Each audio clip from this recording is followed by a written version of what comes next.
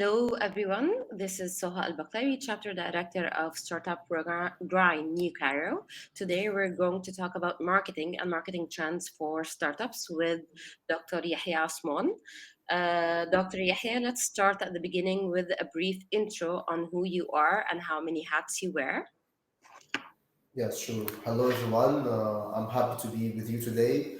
I have worked already as a marketing manager for some startups and some companies like Marsul Application, Fakahani, Cart Law, and Majestic Biopharma, and also for corporates like the Body Shop in Saudi Arabia. Also, other companies and other consultations, in addition to MBA in marketing and DBA in business intelligence and data analysis. So I have good experience in marketing that is specific also for startups. So we are going to talk today about marketing for startups and how we can make a successful marketing for startups. And I just want to start with a question for each one to participate. Why you think marketing for startups is different from the traditional marketing or the marketing for corporates? Why it's different? And it has someone specific and it has some techniques specific for startups. Anybody knows? Can you just write that in chat? Actually, Yahya, I was going to tell you that since you're the expert, you can start by identifying why are we doing the marketing strategies now with the economical turbulence that's happening and with everything, because marketing for anyone in business is a crucial pillar and they definitely understand it. But perhaps if you just highlight at the beginning the turbulence that's happening and the fluctuation and the digital revolution overall.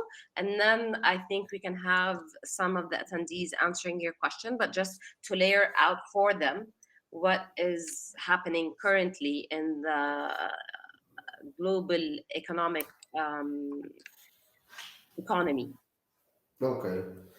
As we all know that we have now some problems in economic worldwide, and especially here in Egypt, we have a very high inflation rate. Also, we have a problem with the exchange rate with the dollar currency. So that's why all the companies now are facing many problems in terms of budget, in terms of the marketing, and in terms of the sales. Everyone is now making layoff to the employees, and some companies already have been shut down because of that. So that's why we need to discuss more in this situation and in this crisis how we can handle the situation, how we can decrease the budget and at the same time achieve the same results. So that's what we are going to talk about today. So why the question again, why marketing for startups is different? We can answer that because startup marketing. Let me pause you here, Yahya, please, before going to Sure. the next slide. I think a big part of what you said, and not just the fluctuation and the disturbance, big part of that is the digital revolution, and everyone is just exploring the opportunities and how to digitize the virtual experience and how to take a lead on the promotional and social media platforms such as Facebook, TikTok, etc., etc., and the algorithms that are happening along.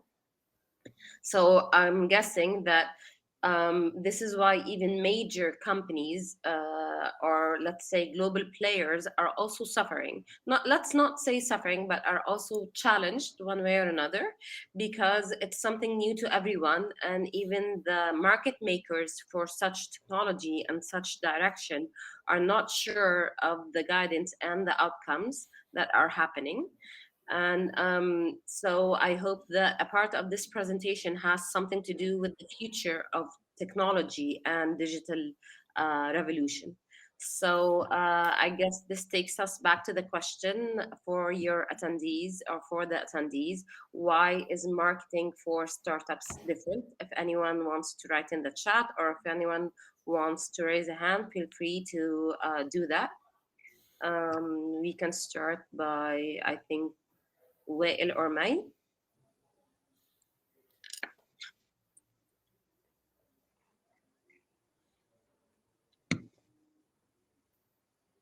I'm not sure if you guys are on mute or you cannot type in the chat. Um,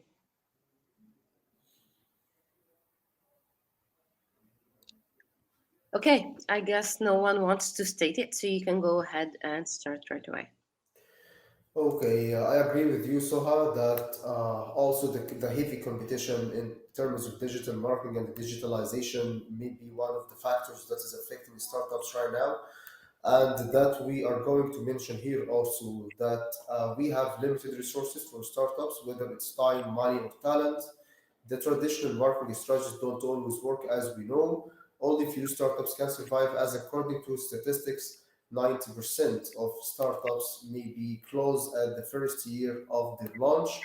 That means that only 10% can survive. So it has been a very hard job for any marketeer to survive with the company and for the whole management to be able to survive with these limited resources and this tough time.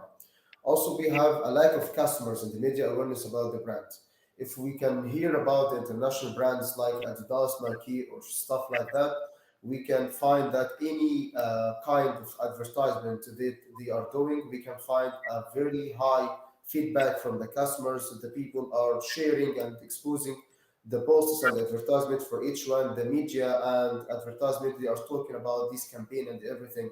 But for startups, if you are a small name, you will not find anyone to talk about you or to share your campaign, or you cannot find the media to share your campaigns and share your marketing techniques or marketing methods. So that's why we need to depend on ourselves and how to share to the customers in a very creative way, not a traditional way. Also, there is no history for the products or services, and we all know that the people resist change, which means that if I'm a customer and I have variety of 3 or 4 products that I'm familiar with, it will be very hard for me to try something new or to try something different. So it's been a lot of effort that have to be exerted from the startups in order to convince the customers and make them change their habits into the new products. And also, competitors are older than you, which means that they have more knowledge, they have more resources, they have more customer base. So this is all competitive factors that they are strong with, and this is maybe weakness points for any new startup that he need to build a new customer base. He wants to convince the customers and to make the customers appealing the products, the new products. So of course, it's a very hard mission. And as we say, the majority of people resist change, so it will be a hard mission for the marketers.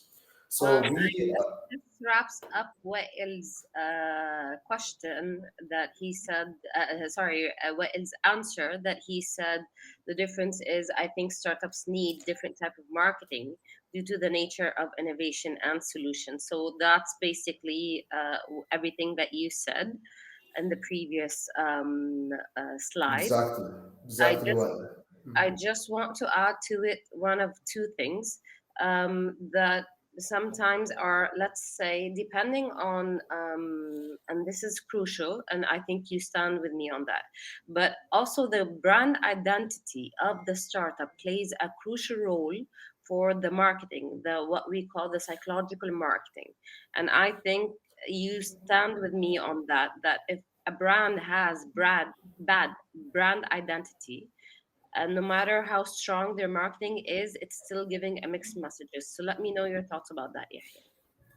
Exactly, Soha. And that's one of the reasons before making any branding or making any brand identity, we have to identify our segment and our customer base.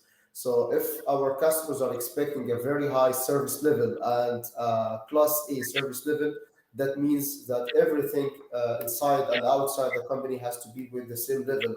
So class A, for example, they are expecting to find a class A employees, a Class A service. They can find parking very smoothly. They can find the quality of service and high quality decorations and infrastructure for everything. So that's why if our segment are expecting that, we have to deliver the same expectation. Other than that, we will have a very frustrating customers that they will not want to buy or to use our services. And of course, that's why brand identity is one of the important factors for any startup after identifying the customer segments. And here there comes a dilemma that we see in a lot of startups because they're testing new products, so they become customer oriented. And as you know, the case for Pinterest started for men, and then upon the launching phase or what we call the pilot phase, they discovered that women are more into Pinterest, so they modified that. So the question here would say identifying a persona. I do agree that it's a crucial phase, but have do you have any recommendations between identifying the persona and then going back to testing your persona when it comes to overall marketing or overall brand identity or creating the main communication message for the marketing? بس Soha, exactly, which means here market research is crucial at the beginning of the company. Before launching any of the products, we need to do the market research to test our buyer persona and customer segmentation and to make sure that the products are appealing and most convenient to the customers, the service quality and everything. So, for example, Uber and all these huge companies, they did market research for many years before launching the product. So we can find now that there is no changes or there is no a lot of changes for these companies because they already have a plan, they already have the research, the results of research, so they know how it works and they know what is the plan for maybe 20 or 30 years. So that's how startups should do. Okay, I have to agree. Go ahead. Thank you. Okay, so here we can find the headlines of best strategies for startups, and we will discuss further here on this slide. The first thing is to take advantage of social media. It seems to be familiar for any startup to use social media, but why social media exactly or specifically that is needed for startups? Because social media has a very high engagement rate, so that's why startups has to communicate better with its customers to identify their needs, to identify their issues, their problems, their complaints. Of course, the customers will be hesitated to purchase or to use the service. They want to ask too many questions in order to be convinced. And that's why the role of social media comes with maybe chat with very good customer service representatives to respond to all answers or FAQs of the customers and to try to make sure that they are convinced and to turn the stage from the awareness stage into consideration stage, and finally, after some time, of course, to the conversion stage when the customers are convinced enough and they are have all guarantees to buy or purchase this product, especially when the products are expensive. So, as long as the product is expensive, it needs a lot of effort to be done to the customers in order to convince them. The second thing is called utilize organic marketing, which is content plus SEO.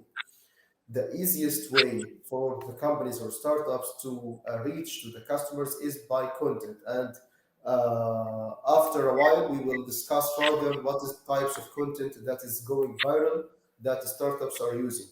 In addition to that, SEO. SEO is abbreviation for search engine optimization, where we can find the rank of our website on the first page. And there is a famous quote that if you have a dead body and you want to hide it on the second page of Google because nobody will find it.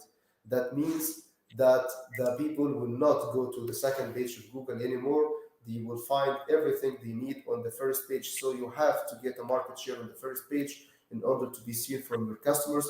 And we can find the good examples like the website Supermama. Supermama is only depending on SEO and has millions of traffic and generate millions of revenues because of this traffic by advertisement through Google Ads and advertisement by advertisement partners. So that was one of the creative ways to get the traffic with a very low cost, which is SEO. The other thing is Google Ads. Google Ads, of course, one of the important tools for startups, especially if they are dealing with B2B business. As for B2B, they are not they will not find you on social media. They are not active too much time on social media, so they will search the things that they are needing, they need on Google Ads. And here comes to the part of pay-per-click or Google Ads search campaign, display campaign, or this stuff in order to make you available to the customer when the customer is searching for you. Number four, be creative. It's all about creativity, as Soha said at the beginning. We cannot find the same ways as the other competitors. We cannot do the traditional ways. We have to be creative and to try to take some risk, to try something new, try something that is crazy maybe for the customers, and that things that can stick to the minds of the people, because every day we are watching thousands of ads through the roads, through the YouTube, through the television, but none of them is sticking to our minds. Maybe one or two, maybe I can remember and I can recall advertisement maybe 2 years or 3 years ago, and I cannot remember the ad that I have just seen today. That's because of creativity. So when there is a creative idea or crazy idea, of course, to a limit to not affect the brand quality or the brand identity, but that will stick to the mind of people, and that's needed, especially for the startups at the beginning, to make the customers recall their brand. And there was a statistics that is saying that the frequency rate of the brand name to be recalled from our customers, it has to be minimum 3 times. So our customer need to hear our brand for at least 3 times in order to recall our brand for some period of time. Number five, embrace delight. Here's we can say that we have to make gamification. We need to gamify our services. We need to entertain the customers through the process when they are purchasing or using our services. And that's why, for example, McDonald's makes a kids area. And of course, most of the customers of McDonald's, they are not kids, but they know that the kids will convince the family, the whole family, to go and visit McDonald's for the kids area.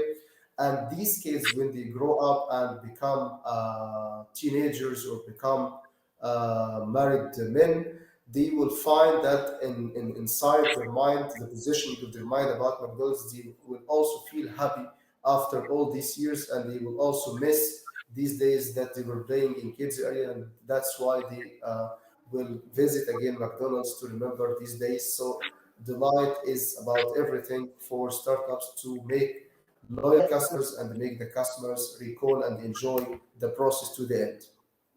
Number six, diversify or diversification, especially at this period of time when we have a very economic crisis. We have a lot of things happening, a war between Russia and Ukraine and stuff like that. We have to diversify our products and be very flexible in order to change our business model if needed when we have a problem. So we need to have a plan B, and we need to have a variety of products. So, for example, if we have a drop in industry or drop in category, because of some reasons, we need to have some other products that can sacrifice this drop and can maintain the stability of the company.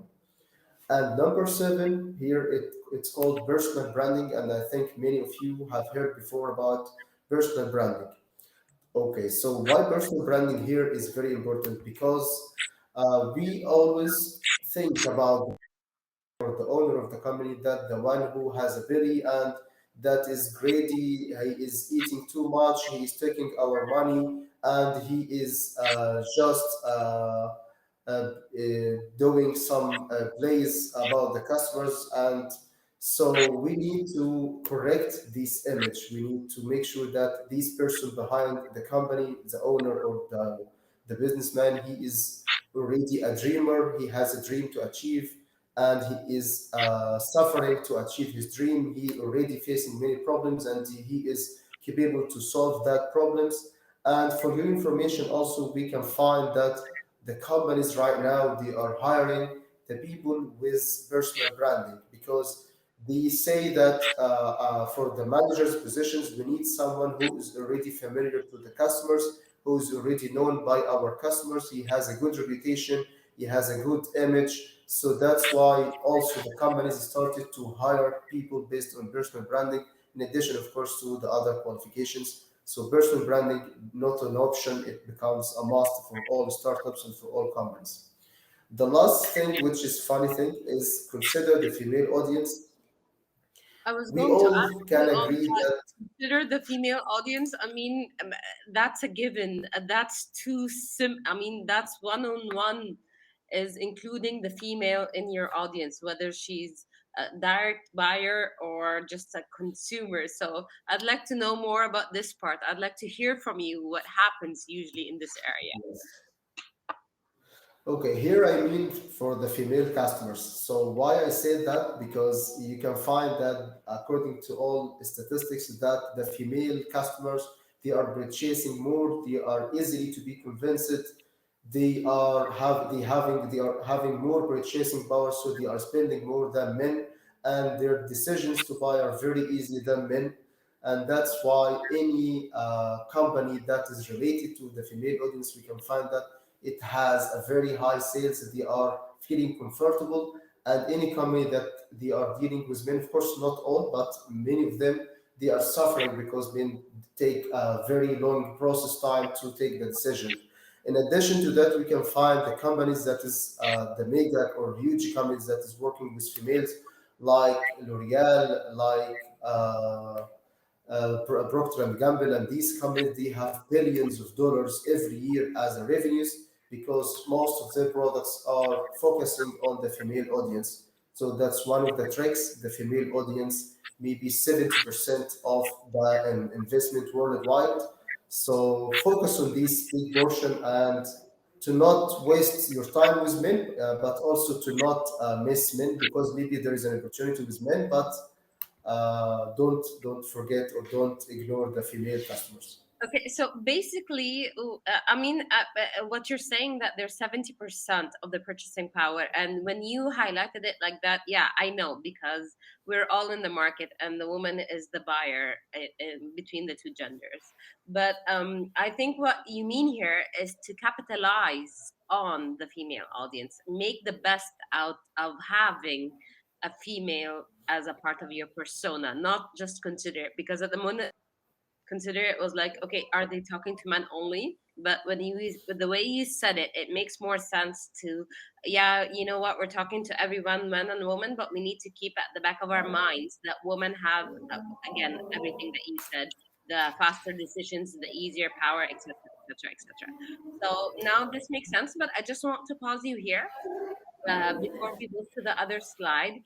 Being creative is easier said than done. So, what are type of strategies? What are type of suggestions that you have for startup or entrepreneurs that they can use to get inspired with creative ideas? If you have anything that you can share on this area, because I mean, when it comes to entrepreneurship and startups, it's always around innovation, development, do something revolutionary, do something creative.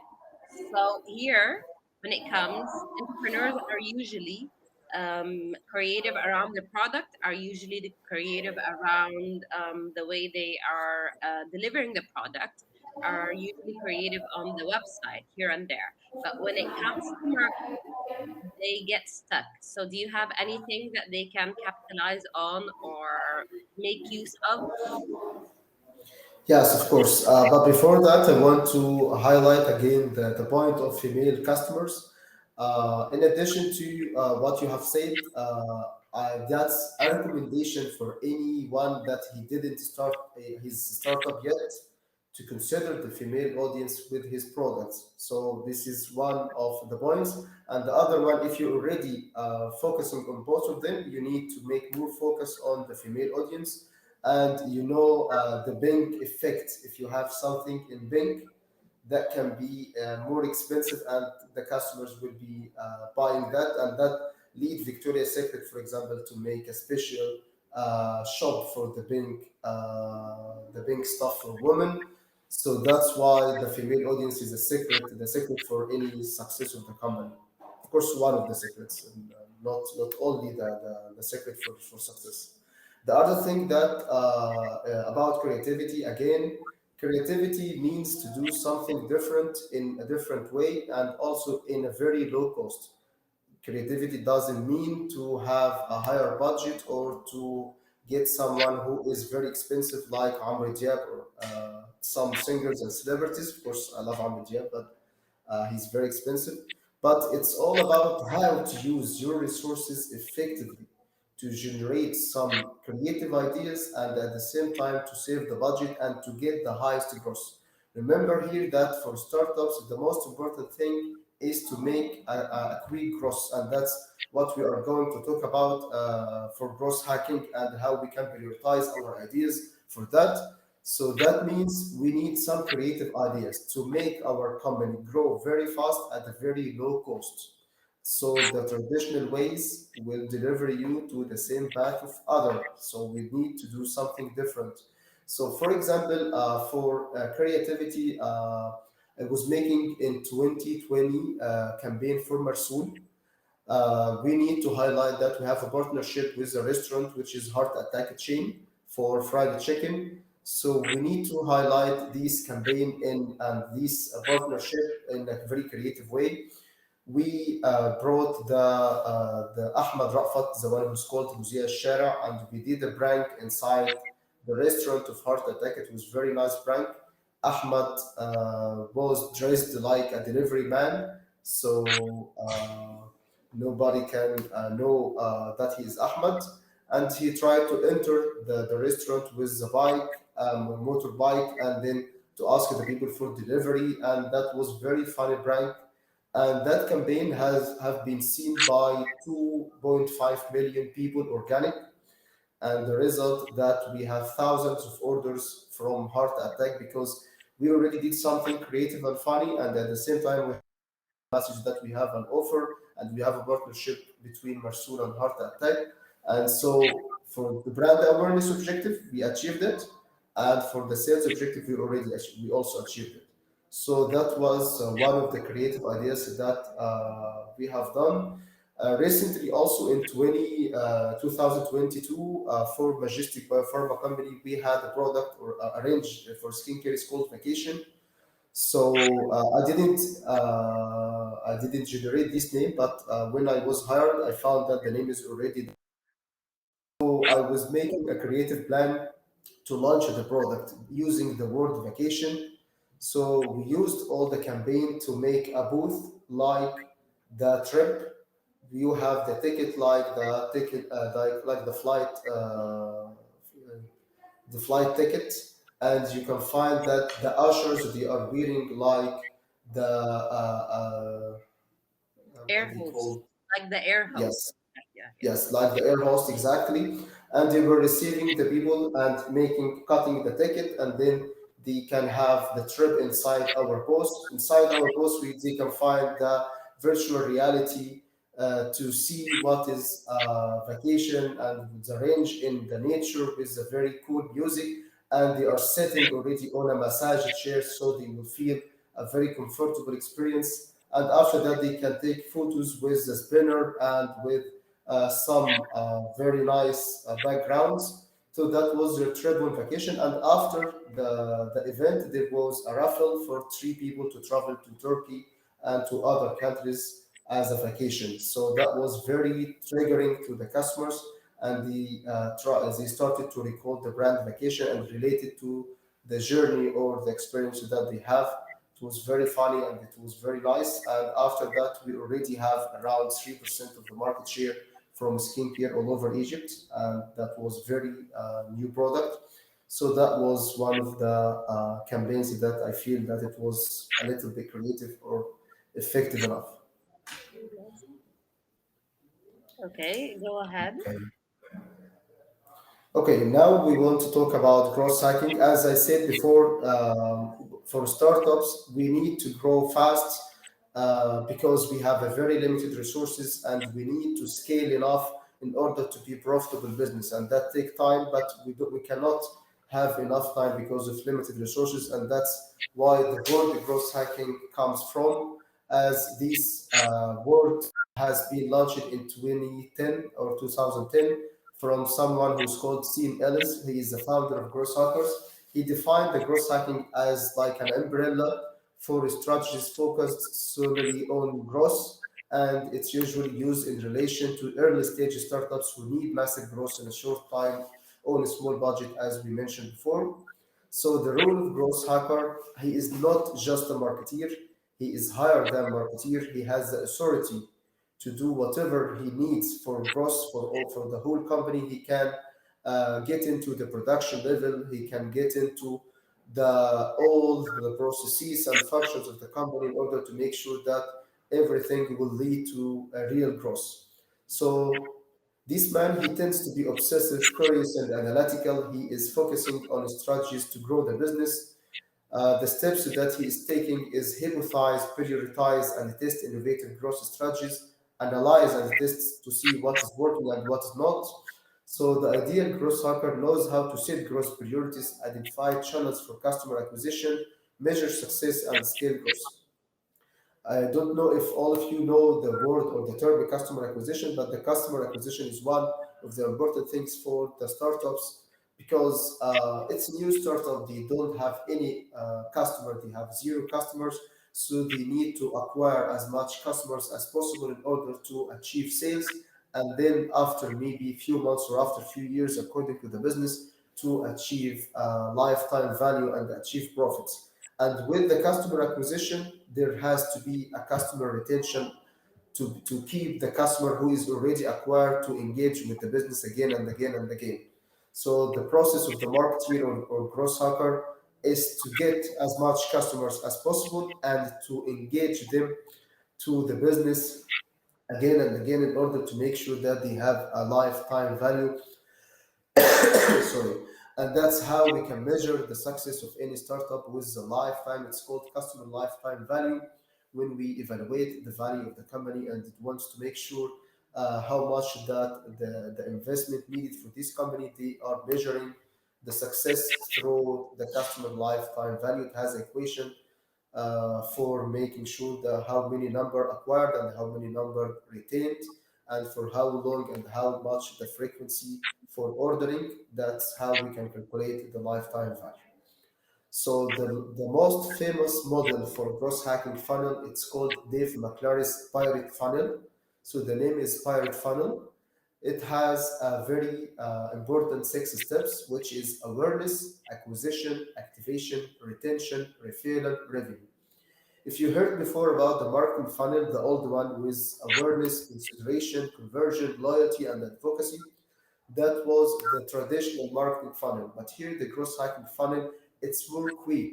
We cannot take too much time in awareness stage without making sales because, again, we have a very limited resources and we cannot survive for a long time and we don't have a budget to stay in the market for a lot of years. That's why we are accelerating the process of awareness and then moves quickly to the process of acquisition and the stage of activation and retention, referral, and revenue. So the growth hacker rule is to make a quick brand awareness in a very creative way, and then to acquire as much customers as possible, and to activate these customers, which means to make sure these customers are already active users, they are using the service and ordering frequently, and then to retain as much customers as possible in order to have the lifetime value that we mentioned before, and then to apply the referral system. You know, or have you heard about the referral system of Uber when we have a message that if you share this promo code to your colleague or your relative, the one who is he never used Uber, you can have a free trip, and also this one will have a free trip. And that's one of the cross hacking techniques that have been already done, which is the referral system. The last thing, if we did all this process in the right way, we will find at the end that there is a good revenue, and in the future there will be profit, not only revenue. So this is how gross hacking funnel. But for your information, also gross hacking doesn't mean that before this year, which is 2010, that there was no gross hacking. No, gross hacking is a continuous process, and it has been used by a lot of companies, but no one was calling it gross hacking before these dates. So, for example, Pelé, the famous player, the Brazilian player in World Cup, he tried to tie his shoes, the Puma shoes, in front of all cameras. And then after this match, the sales of these Puma shoes were very high, and they have millions and billions of revenues from this idea of cross hacking. So growth hacking, it can be a very simple idea. It doesn't have to be complicated, and creativity doesn't need to have a complicated idea. But simplicity may be the key for that to be a very low budget and get the highest impact for the customers. We can find here a comparison to clarify the difference between the traditional marketing and the growth hacking. So for traditional marketing, they are focusing more on the production level. They are focusing on series, which means that they are old series, so they are following, not creating or not innovating. They are getting the finished product and finding the target market. So the marketeer, he already has the products and he is trying to convince the customer, whatever the product is, on how to sell it. They are focusing on the old funnel or the traditional marketing funnel, as I said: awareness, interest, desire, action, or awareness, consideration, conversion, and action. So they are using traditional channels like outdoor media, newspaper, TV, radio, Google Ads, and social media. For growth hacking, the situation here is different. They are data-driven mindset. So they have a small budget and they prioritize the experiment because they are doing everything new for the first time. So they are not depending on theories, they are depending on experiments, and they know that there is some risk that they have to be taken in order to grow very quickly than the normal process. So framework here based on hypothesis. It's called in Arabic iftiradiyat, which means that they have some hypothesis and they want to know what if we did that, it can be work or not. So they will do the experiment to make sure that if this is successful hypothesis or not. They are helping developers to make a superior product because they are trying to enhance gradually the product in a very quick way to make sure that the customer is satisfied and the acquisition process is in the right way. Because if they acquire the customers and the product is not superior or the product quality is not that high, it means that we have the cost of acquisition without any lifetime value. So that will be waste of time and waste of money. So the focus here is on the new funnel of cross hacking, which is awareness, acquisition, activation, retention, referral, and revenue. And the last thing that they are using all the channels that work. They are not depending only on traditional or digital marketing only. They can use any kind of a channel that can lead to growth. As I said before, they have a full authority to the whole company to make any idea or make any change that can lead to growth. Okay, for growth hacking strategies, the main three strategies that the people are following. The first one is content marketing, the second one is product marketing, and the last one is advertising. And we will go through each point. The first one is content marketing. As I said before, content may be a very creative solution for many startups. And we can hear also Airmail Business. A company is called Airmail Business. If you heard this name before, they have been used content for many years before launching the group of companies that is already existed right now. So they were engaging in making useful content for entrepreneurs, for developers, for marketeers, for sales, and for the decision makers in the industry in Egypt. So after attracting millions of people due to the quality of content, they started to launch their companies that are using the same database to sell the courses, services, the programs, and the application services, and other branches that they are now offering to the customers or the base that they have right now. Also, Okay, to run it. Yehia, I just need to keep you posted or time conscious that we have 10 minutes. Yes, So if we can just go thoroughly, so we'd be able to finish on time or at least just be 5 minutes late if you don't mind, because we have yes, some sure, attendees that have other commitments, okay? sure, okay. So, making contests and giveaways in a creative way, getting bloggers to review the products. Of course, there is a criteria for choosing the bloggers that has a relevant customer base and he has the same ethics and the same culture and the same segmentation of my brand. To joining relevant forums, groups using email marketing, improving content visibility with SEO, as we mentioned before, to get listed in relevant marketplaces and sites such as Product Hunt, and to build a community. And as we can see here, there is no complicated ideas. It's all simple and they can all lead to growth. So again, creativity doesn't mean complication, it means simplicity in a very low budget and creative way. And here we can find the types of viral content. The first one, which is very famous in Egypt, the humorous content or the funny content. And we can find that the low or medium level brands that they are using humorous content, but make sure that it's not too much humorous, and make sure that the target audience familiar with this humorous content and will not contradict this content. So if you are dealing with class A customers, sorry, I It's don't recommend to use too much humorous content because class A doesn't like this kind of content because they feel that that can devaluate the value and the positioning of the brand.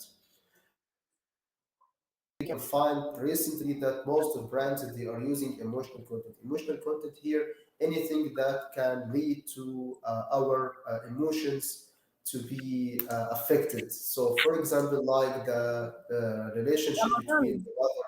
Like So, Ramadan. In Ramadan, everyone calls for charity and happens since we're yeah, almost close to Ramadan, only 20 that's something days. right. Yeah. Also in Ramadan, they are using the technique of nostalgia, of using old celebrities or using the old programs to feel nostalgia. And this is also emotional for a charity, as you said, for orphans, the relationship, the romantic relationship, maybe the disabled people, and all these kind of things that can affect our emotions. So all companies now are competing to make emotional content because they know that is a very effective way for the customers to relate and to engage with. The third one is promising content, and we can call it also branding content. Here is the content that we are talking about how great we are, how great the value we are. And of course, we have to make sure that we are not exaggerating our value because that will lead to frustration to the customers. But we need to talk about facts that we are the strongest company in this service by number, that we are the first one to deliver this quality in Egypt, that we are happy to announce that we reached to this mile. So all these kind of promising content can give the customers the trust and give the brand the positioning to the customers. But again, make it normal. Don't exaggerate to not make the customers frustrated. And the next one is news checking and the trends content, and it's being used recently, for example, in TikTok and in other platforms. The companies are identifying the trends that is related to their industry and how they can use it in a creative way, and they are doing that. And again, this is also very challenging topic because some companies they are doing some mistakes in using trends and news jacking content.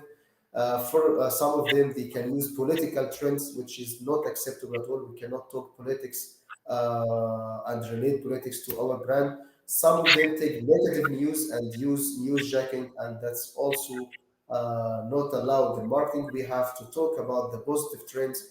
We have to talk about the trends that is related to our industry, far away from religion or discrimination or politics or all these stuff.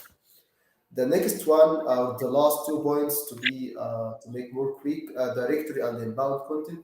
It here is about making useful information and to deliver useful information to the target audience. If I'm a skincare brand, so I can show some advices and some tips and tricks to how they can care about skincare, and that's how they can attract more customers to engage and attract more customers to wait for the value without pushing them to buy our products very hard without delivering a value for them.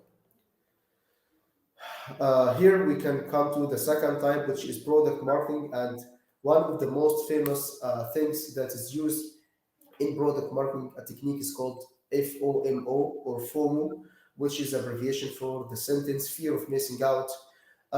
Here we are talking about the offers that is related to a limited offer to the end of the month. The first 100 customers will get a discount, limited quantity, or maybe a free trial for only 2 weeks, and then you have an offer. All these techniques is called fear of missing out, which means, in a simple way, that we have to make the customer feel that he is going to miss something great. So he has to hurry up and to catch this offer before it ends. And the second thing is gamifying the user, and we talked about that before. Referral system also, we talked about that before. affiliate marketing.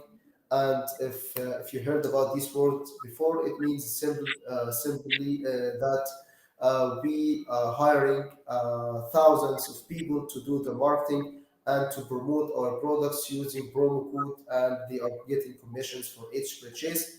But here we have to take care that the strong brands or the big brands cannot depend on affiliate marketing, because these kind of marketeers can affect the brand image. They can use any unethical way to make sales, so that will affect the brand image. So we have to be curious about using this thing. The last thing is loyalty program. And loyalty program, we have very different types of loyalty programs. The famous one is to get points as much as I'm purchasing. So I have a wallet, I have my points, so I will be a loyal customer and I will use my points all the time to redeem, and that will encourage me to order again and again.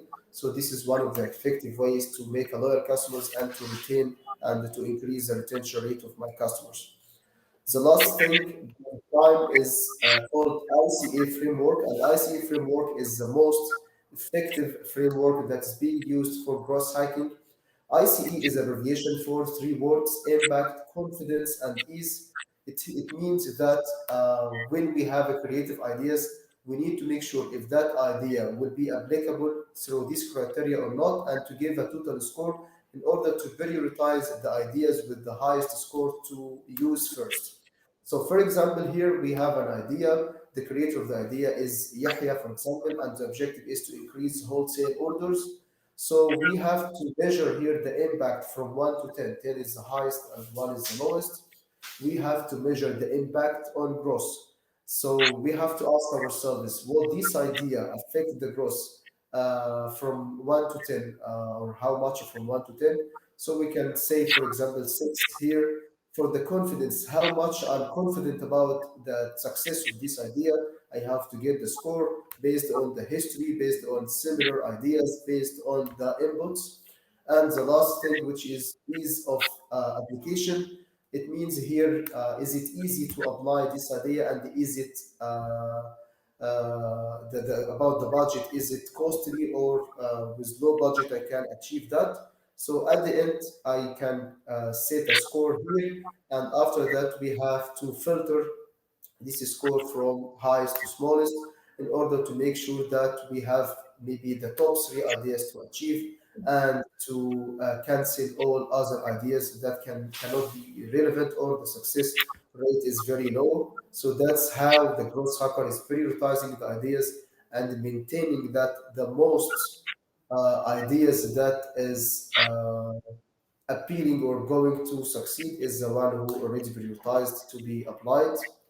And that is the last thing that for cross hiking. I'm ready to hear Just any questions from your end.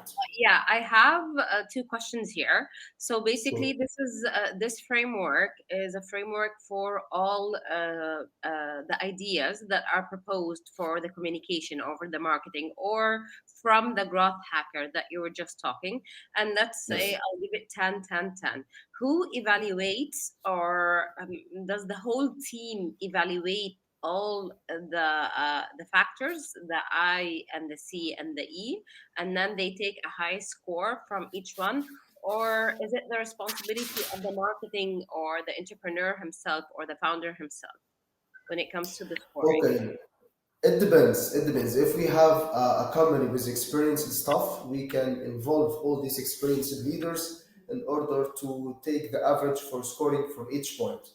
If we don't have that, and this is most of the majority for all companies, they don't have this gross hacking mentality. So maybe their opinions can affect the scoring in a very bad level, and they are not productive at all. They are just saying scoring which they are not familiar, or they are not testing that before, so they are just giving random scores.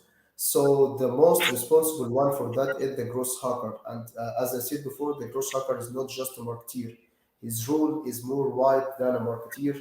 He has a full authority for the whole company, so he is under directly CEO, and he can take the recommendations from the marketing team, sales team, and other stuff.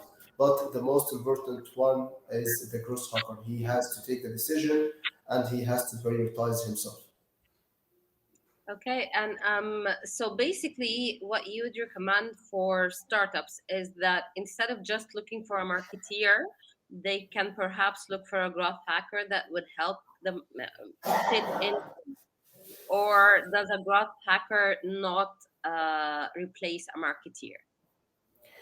I can say through my experience that the marketeer can be gross hacker, but gross hacker cannot be marketeer, which means that if I have to hire only one, I can hire a marketing team with experience in cross hacking or experience on how to grow and how to scale, rather than hiring gross hacker who is only focusing on gross, and he can ignore the branding side, he can ignore the marketing techniques itself. So maybe he cannot apply it by himself, and he needs someone else to apply it for him. So the gross hacker is the one who think, prioritize, hypothesize first, and then prioritize, and then follow up the execution. So he is not the one who is executing. The marketing team mainly will execute if the ideas is related to marketing. If it's related to sales or production level, the other teams needs to implement that. Okay, so this is great info. If I asked you, what is your recommendation for founders and entrepreneurs to to do what we call a take-home strategy? So, if you can summarize the main steps that any startup founder or any entrepreneur needs to capitalize on to benefit from today's event and today's talk, what would that be? Okay, I can say that the easiest way to grow in the market in this hard way is depending on digital marketing. Digital marketing is a low cost strategy. It's not that high like the traditional marketing, and it has a very great impact because we can monitor the growth, we can track our customers, we can identify the sales funnel, we can identify our segments and test our services and the products. So digital marketing is the key, and that's why the digital marketing jobs are now the highest required worldwide, because they all know that they have the highest return on investment with the low budget. So digital marketing can be the key for some time, which means that after a while we have to make sure that we also have a traditional marketing, because no one can be online forever. We have to have offline and engage with people in offline basis. And for the perception of the customers, if I see that this company is only online, and if I see the competitor is online and offline, it gives me the perception that the other competitor is the biggest and the leader in the market. But the other one, maybe it's like a kiosk, or maybe it's like an online store or something. So there is something is called the physical evidence for that has been added to the four P's of marketing. The physical evidence means to have some assets on ground, to have some offline people, cars, trucks, and all this stuff. It can give the strong presence to the company and gives the highest positioning into the perception of the customers. Okay, I guess this is it for now. Let's check if any of the attendees have any questions. That's true. If you guys have any questions, please feel free to type it in the chat, or you can unmute yourself and start right away. I'm starting here the Q&A.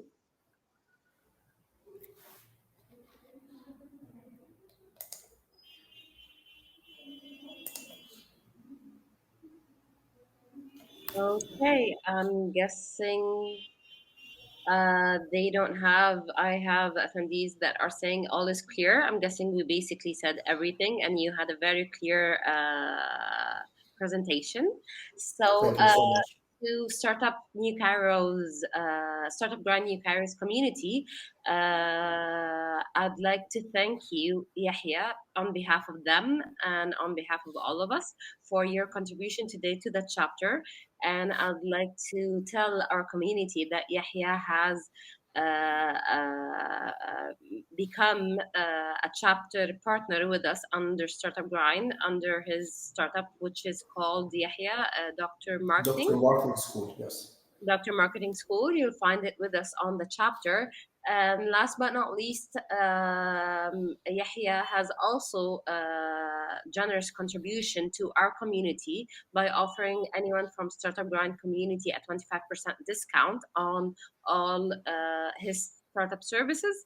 So if you can briefly just tell us where they can reach you on the startup and what type of services you have through the startup so they would know how to benefit from it in a minute or Yeah, two. sure. Sure, you can find or communicate with Dr. Marketing School through the Facebook page or Instagram or through me directly. So anyone who comes from Startup Brand will get a 25% discount. Okay, and what are the services that Dr. School of Marketing or Marketing School? I'm sorry, I Yes, still cannot catch it. What are the services it's that fine. you provide so that they would know they would come to you when they need that? Yes, sure. We are offering digital marketing diplomas and the cross hacking diplomas, and also we are offering workshops for Facebook, Instagram ads, for marketing planning and strategy. So we have different types. It's all related to marketing. If you are interested in any of these topics, please don't hesitate to contact me. So I guess community, here you have it. Thank you so much, Yahya, again for your contribution and your time. Such a great workshop and talk. And inshallah, you'll find it uploaded on YouTube, on Startup Grind's YouTube main channel. And once it's uploaded again, as usual, Startup Grind community, you'll find it on the website, New Cairo's website. And you'll find it shared on our social media links. Thank you, Yahya, and have a great day to all of you. And may March bring all the blessings and happy Ramadan for those in the MENA region. Okay, bye. Thank you so much, so for having me today, and thanks to all attendees. Thank you. Have a good day. You too. Bye. Bye. Bye.